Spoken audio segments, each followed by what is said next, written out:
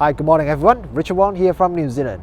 Today we are going to have a look at the new Sigma 105 1.4 ART lens.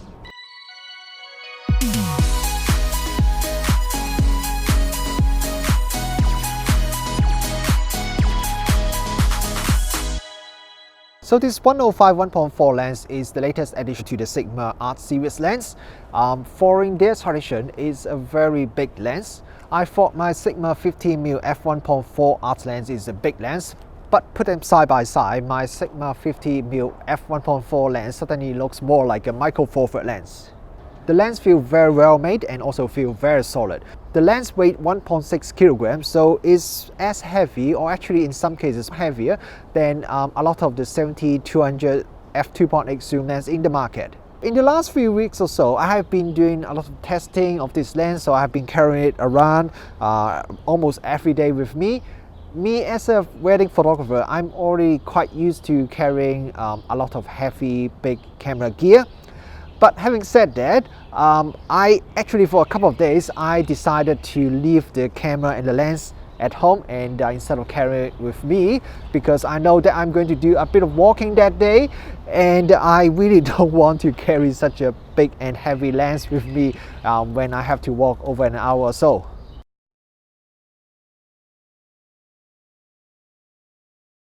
The lens comes with a removable and also rotatable tripod socket, but I found that when I'm shooting just hand holding the camera, no matter how I rotate the tripod socket, it still gets in the way of my hand, so I end up just remove the tripod socket and leave it home. But if you are planning to do a bit of shooting with a tripod, then the supplied tripod mount appears to be very solid.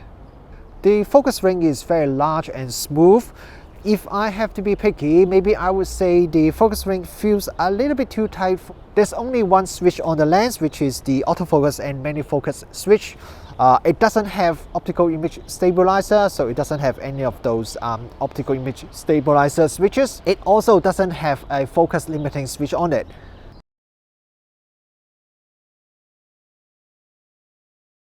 The autofocus performance is great. The autofocus speed is fast, just not lightning fast.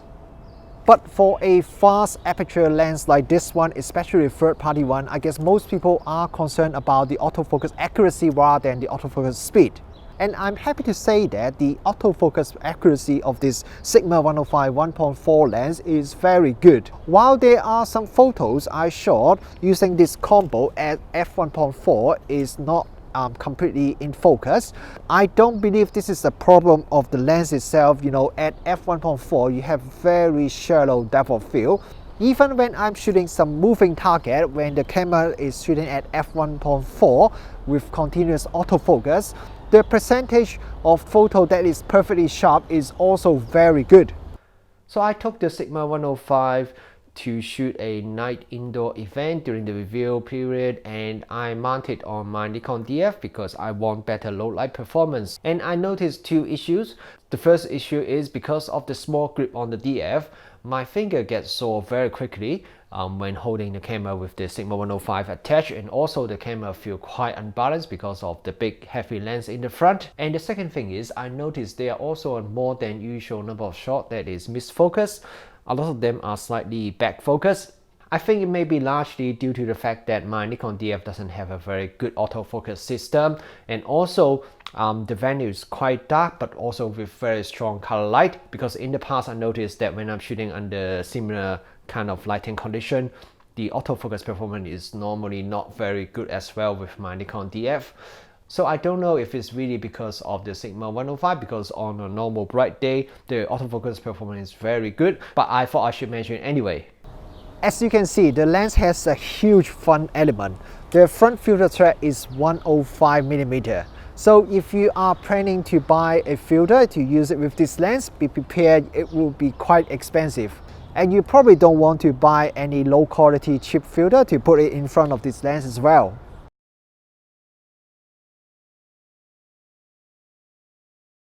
Okay, now we are back in my office and let's look at the image quality. Let's talk about the image sharpness first.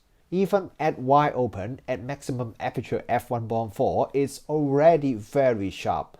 Now let's have a look at the center 100% crops first. At f1.4, the center sharpness is already very good, it's already very sharp, and if you stop down to f2, then the sharpness becomes just excellent. If you stop down further, the sharpness actually doesn't improve that much because the sharpness was already very good at f2 anyway. Now let's move on and look at the corners. At f1.4, the corner sharpness is very good already. If you stop down to f2, f2.8, the corner sharpness becomes very good.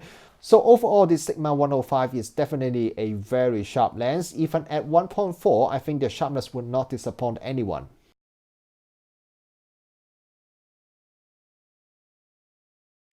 Let's look at the bokeh next. And I can only say the bokeh is absolutely beautiful. Bokeh is very smooth, very round, and the transition from the bokeh to the background is also very smooth. You don't see any nervous halo at all, and even if you zoom in at 100%, you don't see any onion ring bokeh as well. The only thing you can complain about is that at the maximum aperture f1.4, near the edges and corners, you can see there's a little bit of cat's eye bokeh, you know, those swirly, non-circle shaped bokeh. Cat's eye bokeh is definitely very common for any large aperture lens like this Sigma 105 1.4.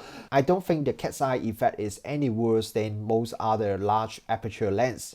But if you don't like it, stop down to around f2 as all the cat's eye bokeh virtually disappear when you stop down to f2. And the bokeh remains very round and smooth until you stop down to around f4 or f5.6 or so. Then the bokeh start to turn into a little bit of polygon shape. So overall, the Sigma 105 1.4 art lens definitely meet its nickname Bokeh Master.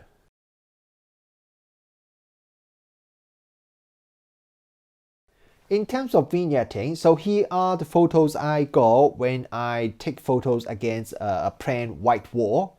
As you can see, at f1.4, there is a little bit of vignetting, but I don't think it's too bad for such a fast aperture lens. Stop down to f2, the vignetting is mostly disappear. And when you stop down to f2.8, even this white wall photo, you don't really see much vignetting at all. And when I'm taking real world photo, anything from f2 onwards, I definitely don't notice any vignetting at all. Another thing I noticed is that if you install the lens hood, it seems to create a little bit of extra vignetting. I noticed that when I compare my f1.4 test shot with and without the lens hood, but the difference is very minor, so I would definitely recommend you to still use a lens hood, as the benefit of using a lens hood far exceeds that tiny amount of vignetting it will give you when you are taking photos. In terms of distortion, have a look at this photo. You'll probably agree with me, the Sigma 105 has virtually no distortion. Chromatic aberration is also very well controlled. I look at all my sample photos that I shot scene that has very high contrast. Even the raw photo, unedited raw photo, there is a very minimal amount of color fringing in the photo. So yeah, overall that is definitely very well controlled.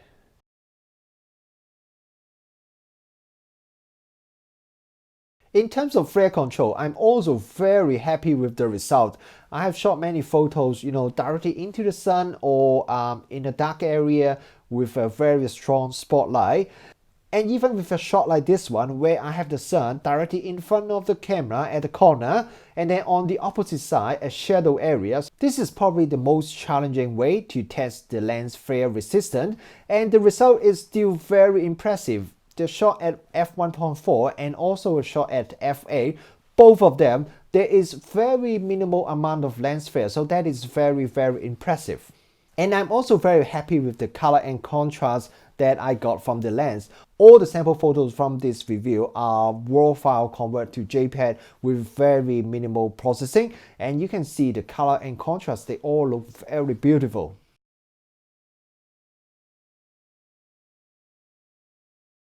So overall, I can only say I am very impressed by this Sigma 105 1.4 art lens. This is another great addition to the Sigma art series. The image quality is absolutely fantastic. The only reason why you would not want to buy this lens is because of its huge size and weight. Carry this lens with you every day is definitely quite a bit of exercise to your back, your neck, and your arm as well. But if you are not scared by its size and weight, then I would definitely highly recommend this lens to you. Thank you very much for watching this review. I hope you like it. Please give it a thumbs up, share it, and subscribe if you haven't already done it so. And don't forget to check out my website because I have more sample photos and a more detailed review on my blog. Thank you for watching again, and I will see you next time.